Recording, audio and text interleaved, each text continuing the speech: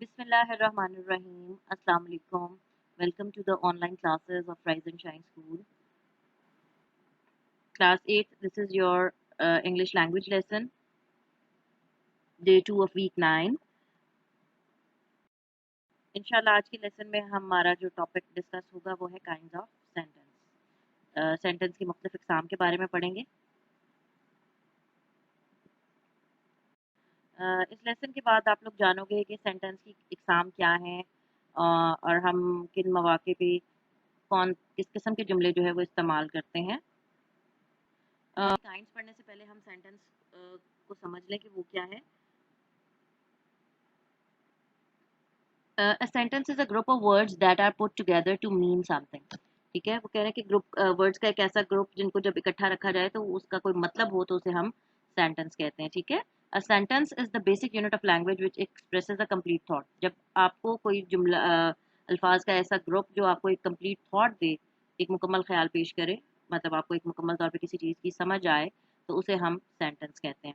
अब लिखा हुआ है, a complete sentence has at least a subject and a main verb to do a main verb to state declare a complete thought। ठीक है, कि एक कंप्लीट सेंटेंस में कम से कम एक सब्जेक्ट और एक मेन वर्ब जो है वो जरूर होता है, ताकि वो कंप्लीट थॉट जो है वो एक कंप्लीट बात जो है वो अगले बंदे को समझ आ सके। सब्जेक्ट बेटा कौन होता है? सब्जेक्ट जो होता है परफॉर्मर होता है। ठीक है, जो भी एक्शन को परफॉर्म करता है उसे हम सब्जेक्ट कहते हैं। और वर्ब जो आपको पता है ऑलरेडी कि verb is a doing word या फिर verb is an action word. तो यहाँ पे आप नीचे एग्जाम्पल देखें, लिखा हुआ है कि Walker walks. Walker is a name here, it's a noun, proper noun. और चूंकि ये परफॉर्मर है, एक्शन क्या हो रहा है? वॉक, चला जा रहा है, वॉक की जा रही है। और कौन कर रहा है? वॉकर। तो ये परफॉर्मर है वॉकर, तो इट मीन्स कि ये सब्जेक्ट है और ये वर्ब है। अच्छा, यहाँ पे नीचे आपको ये बात भी बताई, यही बताई हुई है बात कि a subject is the noun that is doing the main verb. Subject हम उस नाउन को कहते हैं जो कि उस मेन वर्ब को कर रहा होता है। और नीचे ये भी बताया हुआ है कि the main verb is the verb that the subject is doing. और जो मेन वर्ब जो है वो एक्शन वो वाला होता है जो कि सब्जेक्ट परफॉर्म कर रहा होता है। हम आगे जो है वो काइंड ऑफ सेंटेंस को डिस्कस करेंगे, लेकिन इससे पहले मैं आपको बता दूं कि इंग्लिश सेंटेंसेस में हमारा जो पैटर्न होता है, जो तरीकाकार होता है, वो क्या होता है कि ऑर्डर जो है वो ये है कि सबसे पहले सब्जेक्ट आता है, फिर जो है वो वर्ब आता है और फिर ऑब्जेक्ट आता है। ठीक है, पहले सब्जेक्ट आता है, अगर कोई हेल्पिंग वर्ब की ज़रूरत हो तो फिर हेल्पिंग वर्ब ऐड किया जाता है, और फिर वर्ब, मेन वर्ब और फिर ऑब्जेक्ट। ठीक है, अब हम काइंड्स ऑफ सेंटेंसेस देखते हैं।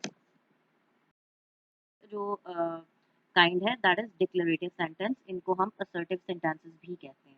ठीक है, अब यहाँ पे देखें कि क्या बताया जा रहा है कि अ डिक्लेरेटिव सेंटेंस और declaration is the most common type of sentence. It tells something, यानी कि जिस जो भी जुमले में आपको कोई बात बताई जा रही होगी, अब वो बताना कुछ भी हो सकता है, जैसे कि आई एम हंग्री, ये भी एक बात है। या ही इज स्टडिंग, वो पढ़ रहा है, ये भी एक बात है।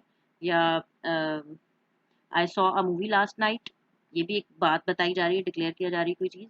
तो कोई भी ऐसी बात जिसमें आपको कोई चीज़ बताई जाए तो उसे हम डिक्लेरेटिव सेंटेंस या फिर असर्टिव सेंटेंसेस कहते हैं। अब यहाँ लिखा हुआ है कि it ends with a full stop, कि वो जो है वो फुल स्टॉप से इन जुमलों को एंड किया जाता है। अच्छा, मैं आपको यहाँ बता दूं कि डिक्लेरेटिव या असर्टिव सेंटेंसेस की दो काइंड्स हो सकती हैं। ठीक है, या होती हैं, हो सकती हैं नहीं, होती हैं। अफर्मेटिव सेंटेंस और नेगेटिव सेंटेंस, यानी कि अफर्मेटिव सेंटेंस हम मस्बत जुमलों को कहते हैं और नेगेटिव सेंटेंस जो है वो हम मनफी जुमलों को कहते हैं। अब जो भी बात बताई जा रही है, बाज़ औक़ात उसमें किसी चीज़ का इनकार भी तो हो सकता है। जैसे फॉर एग्जांपल, अगर जुमला एक स्टेटमेंट हो कि आई लाइक मैंगो, ठीक है, तो इसमें ये एक पॉजिटिव सेंटेंस है और इसमें एक चीज़ बताई जा रही है कि मुझे आम पसंद है। लेकिन ऐसा भी तो हो सकता है कि हम सेंटेंस में किसी चीज़ की नेगेटिविटी हो, यानी कि जैसे कहा जाए कि आई डोंट लाइक मैंगोज, ये भी तो बात बताई ही जा रही है ना, लेकिन ये एक नेगेटिव सेंटेंस है। तो हम असर्टिव सेंटेंसेस की दो डिवीजन है, या दो हम उनको उसमें क्लासिफाई कर सकते हैं। अफर्मेटिव सेंटेंसेस यानी कि मस्बत जुमले, और नेगेटिव सेंटेंसेस यानी कि मनफी जुमले। ठीक है, यहाँ पे मैंने नीचे दोनों एग्जाम्पल दी हुई है। The dog is happy. अब यहाँ पे आप सेंटेंस फॉर्मेशन देखें कि इसमें ऑर्डर क्या है। द डॉग जो है वो नाउन है या सब्जेक्ट है, और वो क्या है? इज यहाँ पे वर्ब है। हैप्पी जो है वो हमारा एज एन ऑब्जेक्ट आ जाएगा। तो द डॉग इज हैप्पी, यहाँ पे सेंटेंस की आप फॉर्मेशन देख रहे हैं कि पहले सब्जेक्ट है, फिर वर्ब है और फिर ऑब्जेक्ट आ रहा है। और जब हम जुमले को नेगेटिव बनाया तो वर्ब के बाद हमारा नॉट आ गया। तो हमारी तरतीब जो है वो मुख्तलिफ काइंड के जो सेंटेंसेस होते हैं उनमें चेंज होती रहती है। ये मैं आपको बेसिक सेंटेंस का ही एक ऑर्डर बता रही हूँ कि जब आपका एक नॉर्मल सेंटेंस होता है, एक असर्टिव सेंटेंस होता है या फिर एक बेसिक स्टेटमेंट होती है, तो उसमें क्या होता है कि सबसे पहले सब्जेक्ट आता है, फिर अगर आपके पास कोई हेल्पिंग वर्ब हो तो हेल्पिंग वर्ब, फिर वर्ब और फिर ऑब्जेक्ट। अच्छा, इंट्रोगेटिव सेंटेंसेस। इंट्रोगेटिव यानी कि सवालिया जुमले। जब आपने किसी से कोई चीज़ पूछनी होती है, जब आप किसी से कुछ पूछते हैं, तो आप जिस किस्म के जुमले इस्तेमाल करते हैं उन्हें हम सवालिया जुमले कहते हैं। ठीक है, जैसे फॉर एग्जांपल कि यहाँ पे स्टेटमेंट देखिए क्या लिखी हुई है कि एन इंट्रोगेटिव सेंटेंस और क्वेश्चन आस्क समथिंग, यानी कि जब किसी चीज़ का पूछा जाए उसे हम क्वेश्चन कहते हैं या फिर इंट्रोगेटिव सेंटेंस कहते हैं। और it ends with a question mark, और यहाँ पे इन सेंटेंसेस के एंड में हम फुल स्टॉप नहीं लगाते बल्कि इन सेंटेंसेस के एंड में क्वेश्चन मार्क लगता है। Okay, look at this example लिखी हुई है, इज द डॉग हैप्पी। अब यहाँ पे आप देख रहे हो कि जो इज नाउन के बाद आया हुआ था, जब एक सेंटेंस इंट्रोगेटिव बना तो वो इंट्रोगेटिव सेंटेंस में वो चीज़ पहले आ गई। ठीक है, हेल्पिंग वर्ब जो भी था वो जुमले के शुरू में आ गया, और बाकी जो है वो ऑर्डर तकरीबन वही है। तो इंट्रोगेटिव सेंटेंसेस में हमारे पास जो भी हेल्पिंग वर्ब्स होते हैं हम उनको जुमले के आगाज में या बिगिनिंग में लिख देते हैं। और ये आपकी सेकेंड टाइप थी। नाउ द थर्ड टाइप या third kind of sentence, exclamatory sentence. Exclamatory sentence बेटे आप लोगों ने इंटरजेक्शन के टॉपिक में पढ़ा था कि इंटरजेक्शन ऐसे वर्ड्स होते हैं जो कि आपकी स्ट्रॉन्ग फीलिंग्स को या सडन इमोशन को जाहिर करते हैं। तो जिन इसी तरह जिन जुमलों में आपकी कोई गैर मामूली चीज़ होगी, कोई गैर मामूली बात का इजहार होगा, तो उन जुमलों को हम एक्सक्लेमेटरी सेंटेंसेस कहते हैं। ठीक है, अब लिखा हुआ है कि एन एक्सक्लेमेटरी सेंटेंस और exclamation says something out of the ordinary, गैर मामूली चीज़। ठीक है, और ये चीज़ जो है वो क्या बता रहे हैं कि इस तरह के सेंटेंसेस जो है वो एक्सक्लेमेशन मार्क के साथ एंड होते हैं। जैसे एग्जाम्पल के तौर पर लिखा हुआ है कि that dog is the happiest dog I have ever seen. ठीक है, या यहाँ पे वही वाले जुमले भी जिस तरह हमने इंटरजेक्शन की एग्जाम्पल में पढ़े थे कि सेंटेंसेस में hurrah, I have won the match, या alas, I have lost the match. इस तरह के सेंटेंसेस में फिर क्या होता है कि शुरू में इंटरजेक्शन आ जाते हैं और बाकी सारा सेंटेंस वैसे ही रहता है, और उसके साथ हम मार्क ऑफ एक्सक्लेमेशन लगाते हैं। Imperative sentence. Imperative sentence is a kind of sentence in which a command or a request is shown. ठीक है, कि आपके सेंटेंस में जब कमांड या रिक्वेस्ट होगी उन सेंटेंसेस को हम imperative sentence कहते हैं। जैसे अब नीचे आपको मिसाल भी दी हुई है कि give the dog a bone। अब इसमें यहाँ देखिए, the dog जो है वो एक नाउन है, ठीक है, bone भी एक नाउन है, लेकिन मैं सब्जेक्ट की बात कर रही हूँ।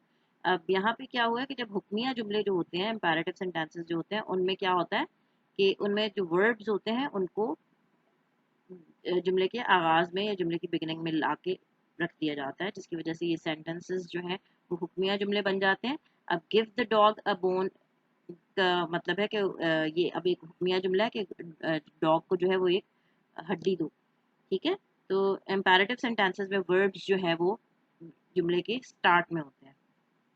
Type is optative sentence. वैसे अगर आपसे अगर आप सर्च भी करेंगे तो आपको मिलेगा कि बेसिक काइंड्स जो है वो सेंटेंसेस की 4 ही हैं। डिक्लेरेटिव सेंटेंसेस या असर्टिव सेंटेंसेस, जिसमें कोई स्टेटमेंट दी जा रही होती है, कोई बात बताई जा रही होती है। इंट्रोगेटिव सेंटेंसेस, जिनमें कोई बात पूछी जा रही होती है। एक्सक्लेमेटरी सेंटेंसेस, जिनमें आपको कोई एक्स्ट्रा ऑर्डिनरी कोई चीज़ या आपकी एक्स्ट्रा सडन या फीलिंग या कोई स्ट्रॉन्ग इमोशन जो है वो डिस्क्राइब किया जा रहा होता है, वो सेंटेंसेस एक्सक्लेमेटरी सेंटेंसेस कहलाते हैं। और चौथा हमने टाइप पढ़ी इम्पेरेटिव सेंटेंसेस, जिनमें कोई ऑर्डर पास किया जा रहा होता है या फिर कोई रिक्वेस्ट की जा रही होती है। अब ये हमारी जो पांचवी टाइप है, that is optative sentence. Optative sentence indicates a wish, pray और डिजायर। ठीक है, आपको जब कोई ख्वाहिश होती है, आपकी कोई दुआ या फिर कोई ज़रूरत जो है वो उसका डिज़ायर का आप इजहार करते हो, तो वो सेंटेंसेस जो हैं उन्हें हम ऑप्टेटिव सेंटेंसेस कहते हैं। जैसे यहाँ पे मैंने मिसाल के तौर पर लिखा हुआ है कि मे the Almighty help in this tragedy. अब ये एक दुआया जुमला है कि इस मुश्किल में जो है वो खुदा मदद करे। या फिर यहाँ पे जब हम किसी को कॉन्ग्रेट करते हैं, किसी को मुबारकबाद देते हैं, या किसी के लिए इस खुशी का इजहार करते हैं, या उसके लिए नेक तमन्नाओं का इजहार करते हैं, तो उसके लिए भी हम ऑप्टेटिव सेंटेंसेस इस्तेमाल करते हैं, दुआया कलमात इस्तेमाल करते हैं। जैसे wish you a very successful married life या long live Pakistan.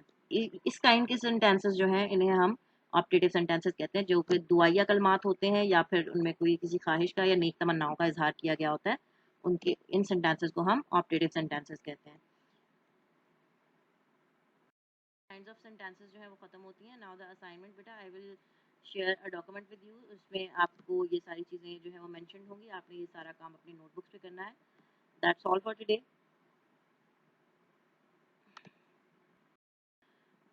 This is the last lesson of your online classes. इंशाल्लाह जो हमारा नेक्स्ट लेसन होगा उसमें हम आपके साथ ओवरऑल एक समरी शेयर करेंगे कि हमने इन 9 वीक्स में जो है वो क्या क्या काम किया। इंशाल्लाह नेक्स्ट वीडियो में आपसे दोबारा मुलाकात होगी। तब तक के लिए अल्लाह हाफ़िज़।